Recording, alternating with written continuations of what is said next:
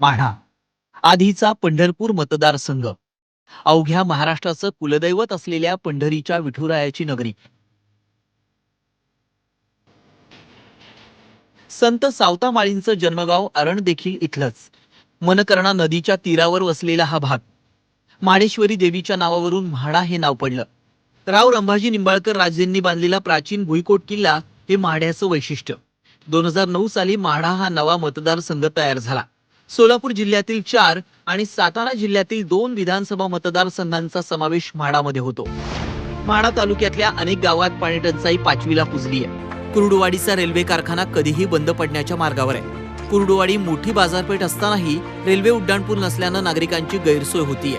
टेंभुर्णी अहिल्यानगर महामार्गाचं दुहेरीकरण रखडलंय. ग्रामीण भागातील रस्त्यांची दुरवस्था झाली आहे. केममधील नैसर्गिक पद्धतीनं कुंकू बनवण्याचा उद्योग मदतीअभावी दुर्लक्षित ठरलाय. साखर कारखाने वगळता इतर कोणतेही औद्योगिक प्रकल्प वा वसाहती इथं नाहीत. आतापर्यंत 2 वेळा राष्ट्रवादी काँग्रेसचा तर एकदा भाजपचा खासदार माढ्यामधून विजयी झालाय. 2009 साली शरद पवारांनी बारामतीऐवजी माढ्यामधून निवडणूक लढवली आणि ते विजयी झाले. त्यांनी भाजपच्या सुभाष देशमुखांचा 3 लाख मतांनी पराभव केला. 2014 मध्ये मोदी लाटेतही माजी उपमुख्यमंत्री विजयसिंग मोहिते पाटील राष्ट्रवादी काँग्रेसच्या तिकिटावर खासदार झाले. त्यांनी स्वाभिमानी पक्षाचे सदाभाऊ खोत यांना केवळ 25,000च्या मताधिक्यानं हरवलं. त्यानंतर विजयसिंग मोहिते पाटलांनी भाजपची वाट धरली. 2019 मध्ये भाजपनं उमेदवार बदलला. मोदी लाटेत रणजितसिंग नाईक निंबाळकरांनी राष्ट्रवादीच्या संजय मामा शिंदेंचा 85,000 मतांनी पराभव केला.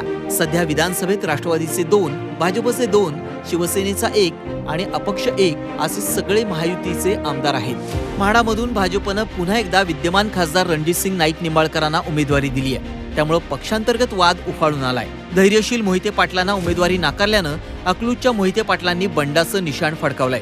दुसरीकडे फलटणचे रामराजे नाईक निंबाळकर यांच्याही विरोधाला धार आली आहे. भाजप आणि राष्ट्रवादी अजित पवार गटाच्या नेत्यांनी नाराजांची समजूत घालण्याचा प्रयत्न केला. मात्र धैर्यशील मोहिते पाटील राष्ट्रवादी शरद पवार गटाकडून किंवा अपक्ष म्हणून निवडणूक लढण्यावर ठाम आहेत. महाविकास आघाडीनं अद्याप आपले पत्ते ओपन केलेले नाहीत. माणमधील उद्योजक अभयसिंग जगताप राष्ट्रवादी पवार गटाचे उमेदवार असतील अशी चर्चा आहे. नाराजीच्या विषयावर या विषयावर पक्ष योग्य तो त्यांच्याबद्दल निर्णय घेईल आणि पक्ष मला वाटतं की पक्षाचे वरिष्ठ नेते त्यांची समजूत काढून त्यांना मेन प्रवाहामध्ये आणतील. मला त्याच्यामध्ये कुठेही शंका वाटत नाही. माझ्या कुटुंबातली सगळी लोक मी स्वतः माढा मतदारसंघात फिरतोय. आम्ही लोकभावना काय आहे, जनतेची मागणी काय आहे हे जाणून घेण्यासाठी फिरतोय सगळ्या मतदारसंघामध्ये. काही निष्ठावंत कार्यकर्त्यांना डावलून जर पक्षात नसलेल्या कार्यकर्त्यांची नावे समोर येत असतील तर कार्यकर्त्यांच्या भावना दुखावल्या जातात आणि त्यामुळं त्याबरोबरच मित्रपक्षांच्या सुद्धा भावना दुखावल्या गेलेल्या आहेत.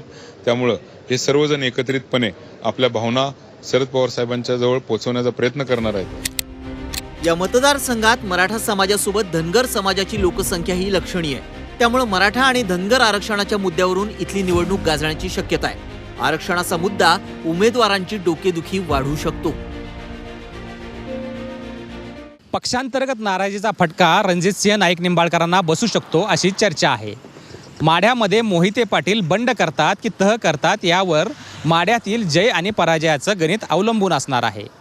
महाविकास आघाडीने आपला उमेदवार जाहीर केल्यानंतरच माढ्यातील राजकीय चित्र स्पष्ट होईल. सचिन कसबे, झी 24 तास, माढा, पंढरपूर.